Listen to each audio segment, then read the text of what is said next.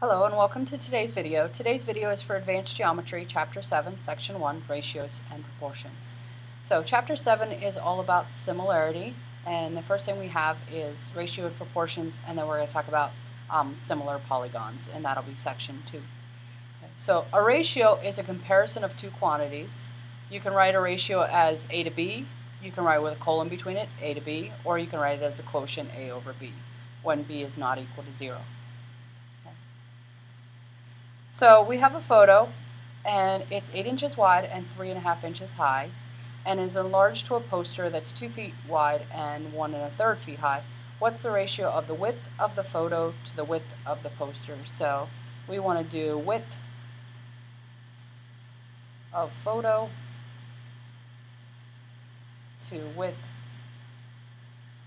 of the poster. So the width of the photo is 8 inches. And the width of the poster is 2 feet.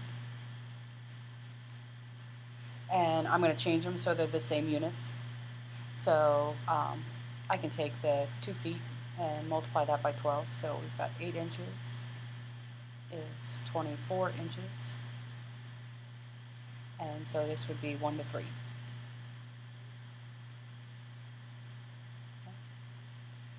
If we take two ratios and we put them together, we get something that's called a proportion, which you've seen in some of your previous math classes. So a proportion is a statement that two ratios are equal.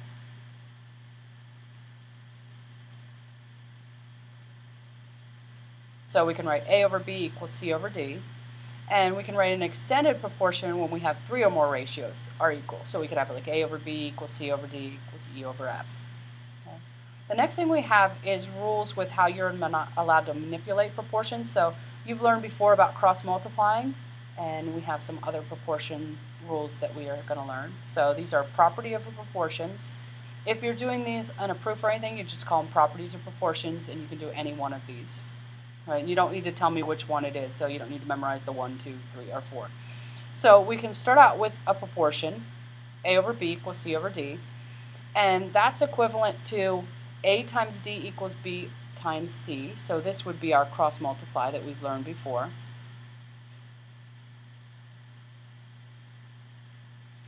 The other thing we can do is we can take the reciprocal of both sides. So instead of being A over B, we can do B over A, and so that would be equal to D over C. So this would be reciprocals.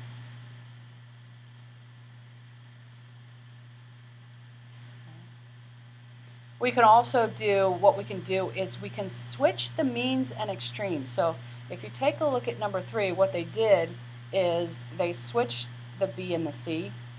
And so B went up to the numerator and C went down to the denominator.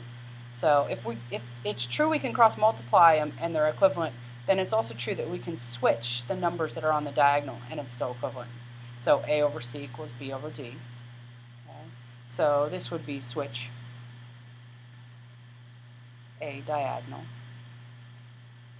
And the last one is you can take the denominator and you can add it to the numerator of both of the ratios, and you still have an equivalent proportion. Now, I don't often see it where you'd add the denominator, but I have often seen it where if you have the numerator and denominator, you can subtract the denominator from both sides and get something that is equivalent.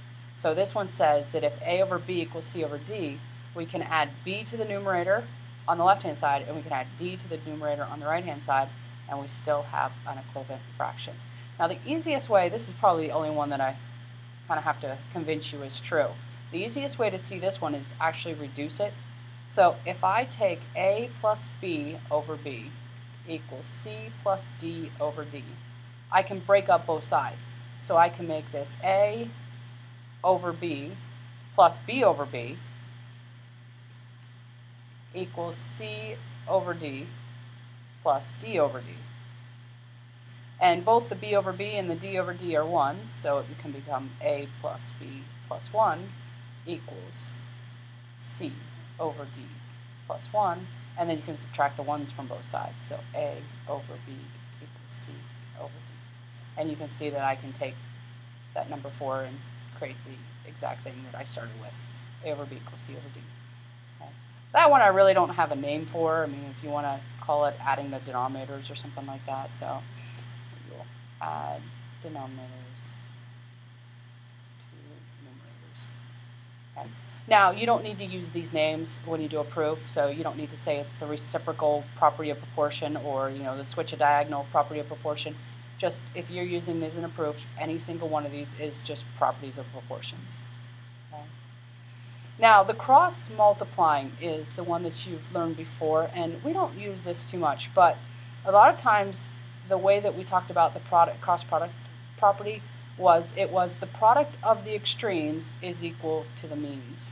So when they talked about the diagonals, they called this diagonal the extremes,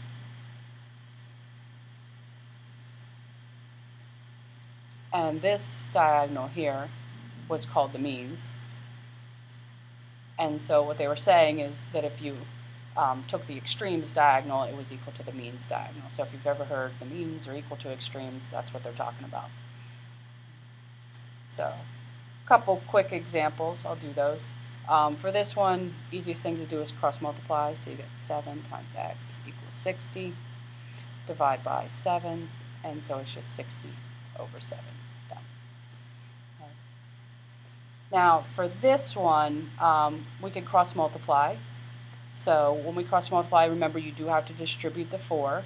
So it would be 4 times y plus 3 equals 8 times y. Distribute the 4, and you get 4 times y, and then 4 times 3, which is 12. Easiest thing to do is subtract the 4y from both sides. So 12 equals 4y. Divide, and y equals 3. So the next thing we have is a scale drawing. A scale drawing is a drawing of similar figures that uses a scale. So if you've ever looked at blueprints or something like that, normally at the bottom they'll have like a scale, and so that would be a scale drawing. And the scale compares each length in the drawing to the actual lengths. And the lengths can be different units, okay? So if you've ever done, you know, like a model or something like that, they'll say something like 1 inch equals 3 feet or something like that. Or if you've looked at a map, there's a scale at the bottom. You know, it might say 1 inch equals, you know, 10 miles or something like that. So the lengths can be in different units for a scale. Okay. And that is it for Section 1 notes. Thank you for watching. Have a great day.